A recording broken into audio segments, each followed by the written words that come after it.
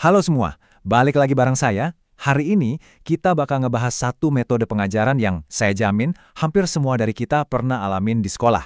Yuk kita bedah bareng-bareng apa itu instruksi langsung atau yang sering disebut direct instruction. Coba deh kita flashback sedikit ke masa sekolah. Pernah nggak sih kalian ada di situasi kelas kayak gini? Guru di depan ngejelasin materi di papan tulis, runut banget satu persatu, sementara kita semua duduk manis merhatiin. Nah, kalau pernah, kemungkinan besar itu adalah metode instruksi langsung yang lagi kita alamin. Ini pemandangan yang klasik banget kan? Oke, mari kita mulai dari dasarnya dulu. Sebenarnya, apa sih yang dimaksud dengan instruksi langsung ini? Biar kita semua satu frekuensi, kita lihat dulu definisinya. Jadi, gampangnya gini, metode ini tuh teacher-centered. Artinya, gurulah yang jadi pusatnya, yang jadi sutradaranya di kelas. Fokus utamanya cuma satu. Gimana caranya menyampaikan informasi sejelas-jelasnya, sestruktur-struktur mungkin. Tujuannya, ya biar kita sebagai murid langsung paham, nggak ada bingung-bingung atau salah tafsir. Semuanya dijelasin secara gamblang. Oke, kita udah tahu apanya. Sekarang, gimananya? Gimana sih cara kerja metode ini di lapangan? Ternyata ada semacam resep atau cetak biru yang jadi panduannya. Yuk kita lihat 6 langkah yang jadi tulang punggungnya. Eits, sebelum ke langkah-langkahnya, ada satu prinsip yang harus kita pegang dulu. Metode ini itu sama sekali bukan soal spontanitas. Justru, kekuatannya ada di strukturnya yang super terencana dan sistematis. Semuanya udah dipikirin matang-matang sama gurunya dari awal sampai akhir. Nah, ini dia resepnya. Pertama, guru bakal kasih tahu tujuan belajarnya. Jelas dong biar kita tahu mau belajar apa. Kedua, guru bakal coba mengaitkan materi baru ini dengan apa yang udah kita tahu sebelumnya. Biar nyambung gitu.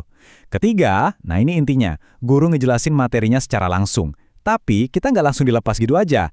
Lanjut ke langkah keempat, ada latihan tapi dibimbing guru. Setelah dirasa cukup bisa, baru dari langkah kelima kita coba latihan sendiri. Terakhir, tentu aja ada evaluasi buat ngecek pemahaman kita. Runtut dan masuk akal banget kan? Tapi ya gitu, nggak ada metode yang 100% sempurna. Instruksi langsung ini juga punya plus minusnya. Punya kelebihan, tapi juga punya kekurangan. Sekarang, kita coba bandingin keduanya. Di sini kelihatan jelas banget untung ruginya. Di satu sisi, metode ini emang juara kalau buat ngebangun pemahaman dasar dengan cepat. Strukturnya yang jelas juga bikin siswa jadi lebih gampang fokus. Tapi, ada harga yang harus dibayar. Interaksi antar siswa jadi minim banget, dan yang lebih krusial, metode ini kurang cocok buat ngasah kreativitas atau kemampuan memecahkan masalah yang kompleks. Jadi jelas ya, ini bukan alat yang bisa dipakai buat semua pelajaran. Nah, dari situ muncul pertanyaan penting. Terus, kapan dong waktu yang paling pas buat pakai metode ini? Kapan metode ini jadi alat yang paling ampuh di kotak perkakas seorang guru? Nah, disinilah instruksi langsung jadi rajanya. Coba deh, bayangin belajar rumus-rumus dasar matematika yang setiap langkahnya harus benar dan presisi.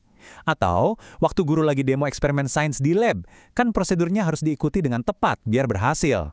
Metode ini juga jago banget buat ngajarin hal-hal yang sifatnya prosedural atau mata pelajaran yang butuh banyak hafalan. Intinya, ini cocok banget buat bidang-bidang yang butuh kejelasan dan struktur yang pasti. Jadi, kesimpulannya gimana? Kalimat ini ngerangkum semuanya dengan pas. Instruksi langsung itu sangat kuat, sangat efektif buat pembelajaran yang terstruktur. Tapi kata kuncinya adalah keseimbangan. Metode ini nggak bisa jalan sendirian. Biar pengalaman belajar jadi lengkap, metode ini perlu dikombinasikan sama metode lain yang lebih mendorong kolaborasi, diskusi, dan kreativitas. Ini mungkin bisa jadi bahan renungan buat kita semua. Kalau kita lihat lagi ke ruang-ruang kelas saat ini, apakah kita sudah menemukan keseimbangan yang pas antara diberitahu dan mencari tahu sendiri?